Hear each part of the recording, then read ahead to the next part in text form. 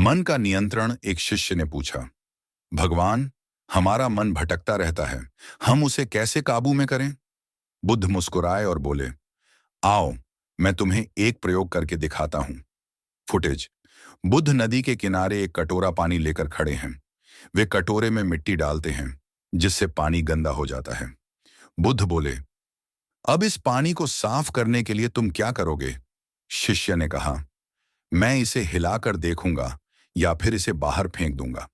बुद्ध बोले, अगर तुम इसे हिलाओगे तो पानी और भी गंदा होगा, लेकिन अगर तुम इसे शांत छोड़ दो तो कुछ समय बाद मिट्टी नीचे बैठ जाएगी और पानी साफ हो जाएगा। सीख। हमारा मन भी ऐसा ही है। जब हम परेशान होते हैं तो हमें शांत रहना चाहिए, क्योंकि शांति ही समाधान लाती है। असली खुशी कहाँ है? गुरुदेव, मेरे पास सब कुछ है, धन, घर, परिवार, लेकिन फिर भी मैं खुश नहीं हूं। असली खुशी कहाँ मिलती है? बुद्ध मुस्कुराते हुए एक छोटा उदाहरण देते हैं।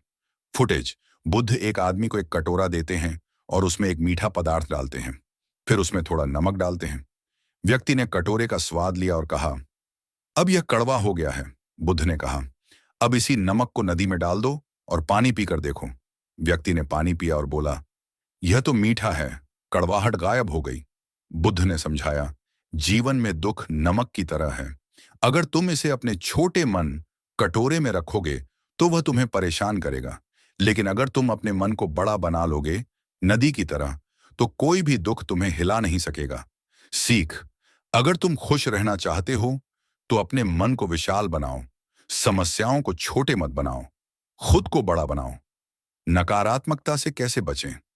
गुरुदेव, मुझे जीवन में बहुत परेशानियां हैं। मेरा मन हर समय चिंता में रहता है। मैं इससे कैसे मुक्त हो सकता हूं? बुद्ध मुस्कुराए और बोले, मैं तुम्हें एक उपाय बताता हूं। उन्होंने किसान से कहा, तुम एक जलती हुई मशाल पकड़ो और अपने घर जाओ, लेकिन ध्यान रखना, मशाल बुझनी नहीं चाहिए।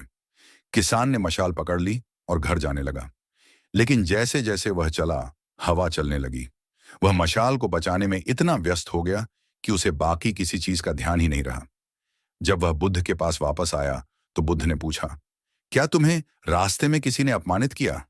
किसान बोला, गुरुदेव, मुझे कुछ याद ही नहीं, मैं तो बस मशाल बचाने में लगा था। बुद्ध मुस्कुराए और बोले, बस यही ध्यान और जागरूकता का रहस्य है। अगर तुम अपने लक्ष्य पर ध्यान दोगे तो नकारात्मकता और चिंता खुद ही दूर हो जाएगी। सीख। अगर तुम अपने जीवन के उद्देश्य पर ध्यान केंद्रित करोगे तो नकारात्मकता तुम्हें परेशान नहीं कर सकेगी। अंतिम संदेश, मन की शक्ति। गौतम बुद्ध कहते थे, हम जैसा सोचते हैं वैसे ही बन जाते हैं। अगर हम अपने मन को नियंत्रित करना सीख लें तो जीवन की कोई भी समस्या हमें तोड़ नहीं सकती। क्या आपको यह कहानी प्रेरणादायक लगी? अगर हाँ, तो इसे अपने दोस्तों और परिवार के साथ जरूर शेयर करें। लाइक, शेयर और सब्सक्राइब करने की अपील।